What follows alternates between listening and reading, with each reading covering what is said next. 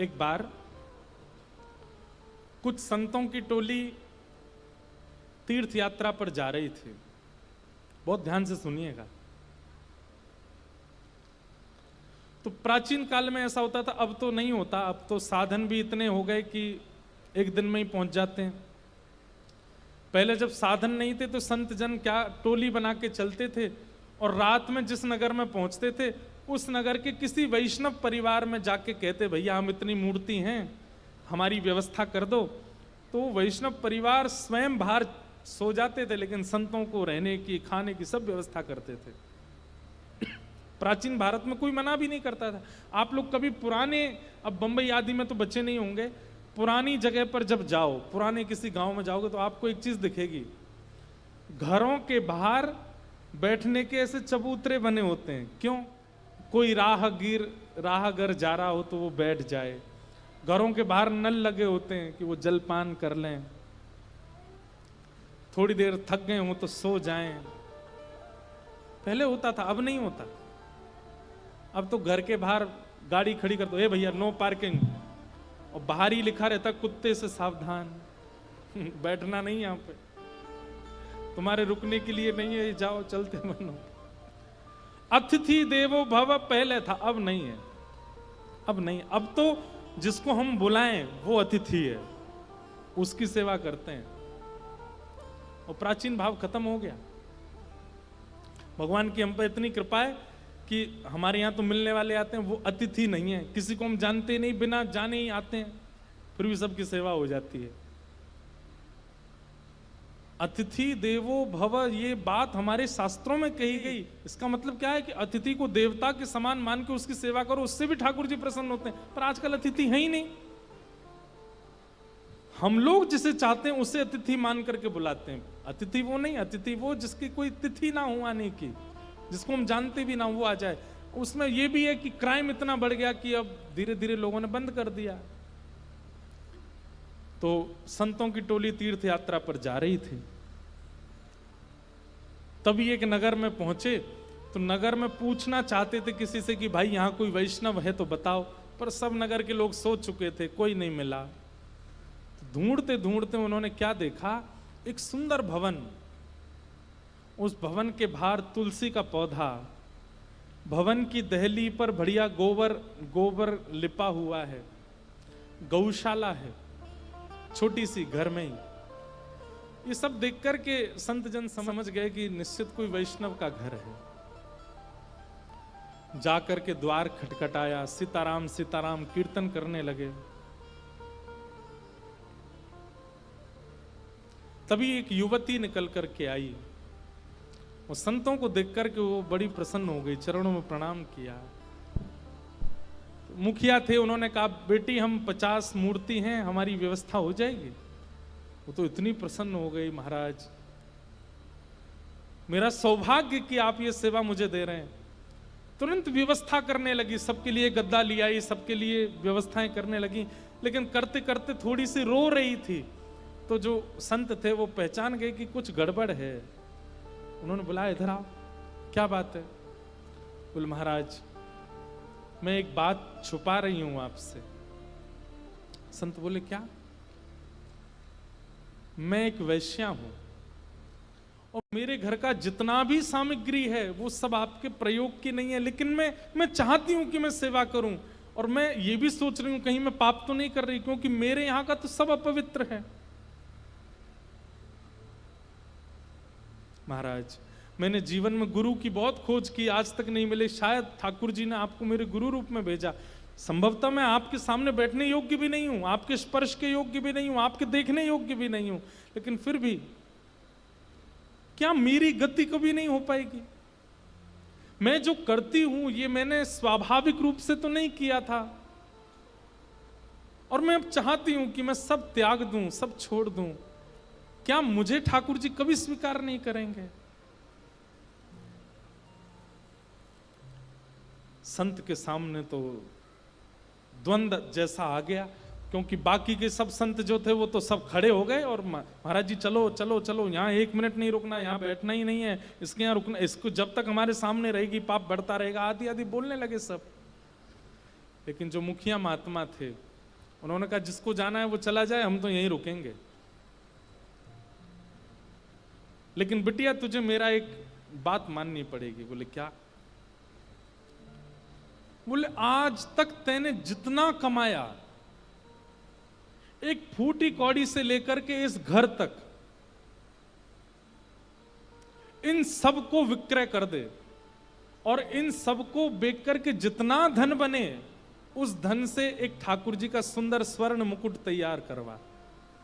आकृति मैं बताऊंगा, उसमें मणि कैसे, माणिक कैसे, सब मैं बताऊंगा। अपने जीवन की सारी कमाई तू लगा करके स्वर्ण लेकर के एक सुंदर मुकुट बनवा दे, और वो ठाकुर जी को जब पधरा दिया जाएगा, ठाकुर जी सहर्ष उसको जब धारण करेंगे, उसके बाद तू अपने सब कार्यों से तिलांजलि देकर के भगवत भजन में लग जाना, ठाकुर जी तुझे स्वीकार करेंगे। लेकिन उससे पहले संचित तेरे पास जितना है वो सब ठाकुर जी को अर्पित कर दे। एक फूटी कौड़ी भी तेरे पास नहीं बचने चाहिए, ये 2 वस्त्रों के अलावा कुछ नहीं, सब कुछ लगा दो। अगर तैयार हो तो ठाकुर जी स्वीकार करेंगे। वो तो प्रसन्न हो गई, उसने एक बार भी विचार नहीं किया। उसने तुरंत बताया मेरे पास इतना सोना है, इतना चांदी है, इतना रुपया है, इतना पैसा है, सब है, सब कुछ कर दिया। बचा हुआ ये घर है, ये जमीन है, ये सामग्री है, इन सबको बेच बाग करके सब इतना मेरे पास धन बनेगा। गुरुजी बोले तो फिर लगाओ सबको, एक भी बचाना नहीं अपने पास। अपने भोजन की भी चिंता नहीं की, अपने जल की भी चिंता नहीं, कुछ चिंता नहीं करके सब कुछ लगा दिया। और उन गुरुदेव के आदेशानुसार मुकुट बनवाया ठाकुर जी का, और मुकुट बनवा करके जैसे ही प्रस्तुत किया गुरुदेव के आगे, गुरुजी बोले बस मैंने बात कर ली है, यहाँ पास में ही श्री रंगनाथ भगवान का मंदिर है, और हम सब चलेंगे कीर्तन करते हुए, नाचते गाते हुए जाएंगे, और ये मुकुट तुम्हारे नाम से ठाकुर जी को पधराया जाएगा। निकल पड़े। संतों की टोली कीर्तन करती हुई जा रही है। वो रो रही है कि उसको आज पहली बार लग रहा है कि मैं भी ठाकुर जी को प्रसाद लगा सकती हूं। अपने संपूर्ण जीवन का चिंतन करती है और बार बार प्रसन्न होती है कि मैं ठाकुर जी को भोग लगाऊंगी, ठाकुर जी को प्रसाद मुकुट के रूप में निवेदित करूंगी, मुझे ठाकुर जी स्वीकार कर लेंगे। लेकिन बंधु वही बात है ना कि जब बहुत अनुकूलताएं एक साथ आ जाती हैं तो फिर एक प्रतिकूलता ठाकुर जी देते हैं। पहली प्रतिकूलता क्या हुई कि मंदिर के सब पुजारियों ने मंदिर का द्वार बंद कर दिया और घोषणा करवा दी एक नगर वैश्या के धन से निर्मित मुकुट ठाकुर जी को स्वीकार नहीं करा जाएगा, चाहे आप लाख प्रयास करो। तो संत जो थे उन्होंने भी निर्णय ले लिया, बोले मैं अनशन व्रत पे बैठूंगा। ठाकुर जी दोष नहीं देखते, तुम लोग दोष देखते हो। अरे किसी की मजबूरी के कारण किसी ने दुराचरण किया और अब वो परिवर्तन होना चाहता है, ठाकुर जी सबको मौका देते हैं, लेकिन तुम लोग नहीं देना चाहते हो। जब तक द्वार नहीं खुलेंगे मैं अनशन व्रत पे बैठूंगा। तो महाराज जगह जगह बात फैल गई कि इतने बड़े महात्मा, इतने बड़े तपस्वी, इतने बड़े त्यागी एक वैश्या के लिए तप पर बैठ गए। कई महात्मा वहां इकट्ठे हो गए, सब उनके समर्थन में आ गए और मंदिर के लोगों से कहा कि इनकी बात ठीक है, मुकुट ही तो स्वीकार करना है ठाकुर जी को, करवा दो। लेकिन संत बोले नहीं, पहले तो केवल मुकुट जाने वाला था, पर अब मैं दूसरा निर्णय लेता हूं। क्या? मुकुट ये अपने हाथों से स्वयं पहनाएगी ठाकुर जी को।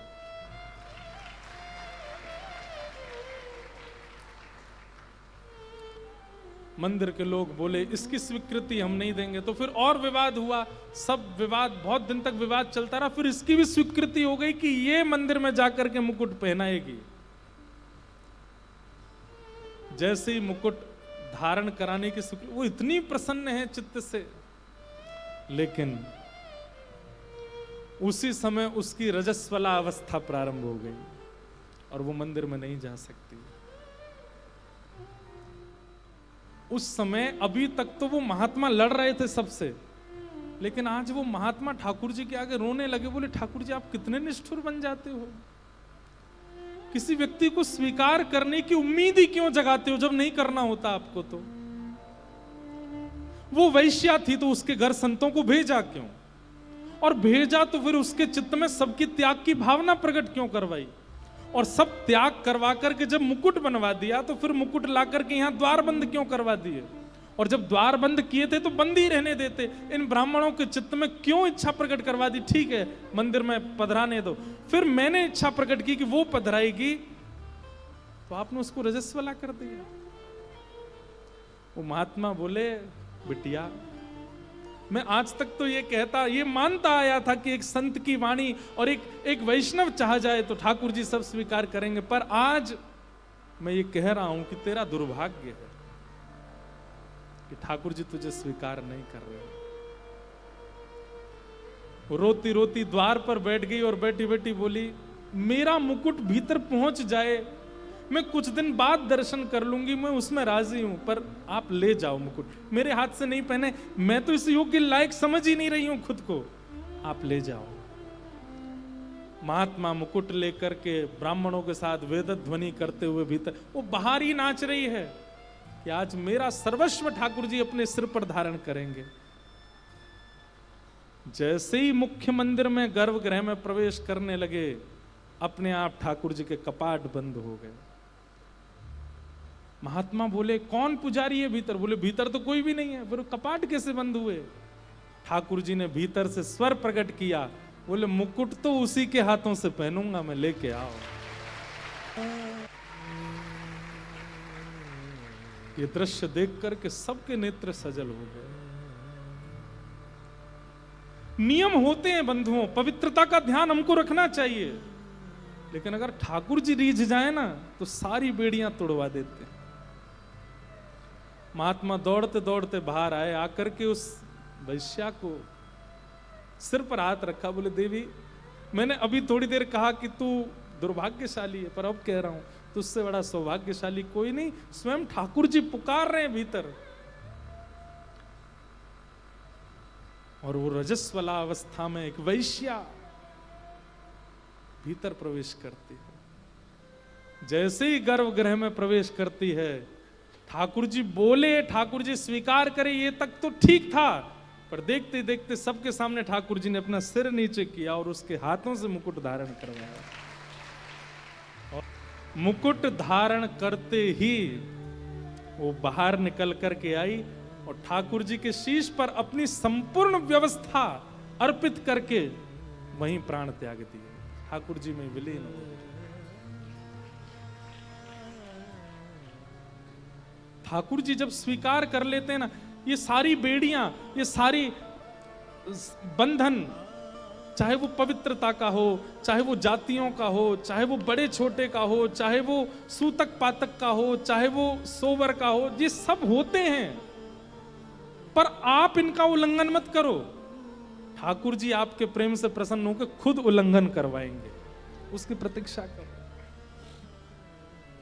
कई लोग लड़ने लगते हैं, ये सब तुम लोगों ने बना दिया, ये सब तुम लोगों ने बना दिया, ये सब ब्राह्मणों के द्वारा बनाए गए नियम है, ये सब ठाकुर जी नहीं करते स्वीकार, हम मानते हैं, पर आप उसका पालन करो। ठाकुर जी चाहेंगे तो तोड़वा देंगे। प्रधानमंत्री का प्रोटोकॉल होता है, राष्ट्रपति का प्रोटोकॉल होता है, उसमें उसको रहना है, लेकिन उसकी इच्छा हो जाए तो वो तोड़ सकता है। और उसकी इच्छा तभी होती है जहां उसका बहुत प्रेम हो जाता है, वहां वो अपना प्रोटोकॉल तोड़ता है। ठाकुर जी के प्रोटोकॉल हैं सारे, लेकिन ठाकुर जी इनको तोड़ते हैं जब प्रेम की अवस्था ज्यादा देखते हैं ठाकुर जी। इसलिए मैं कह रहा हूं, हरि रीझे तो वैकुंठ देंगे, लेकिन हरिजन रीझ गए तो हरि को दे देंगे। एक महापुरुष रीझ गए उस वैश्या से और ठाकुर जी को दे दिया।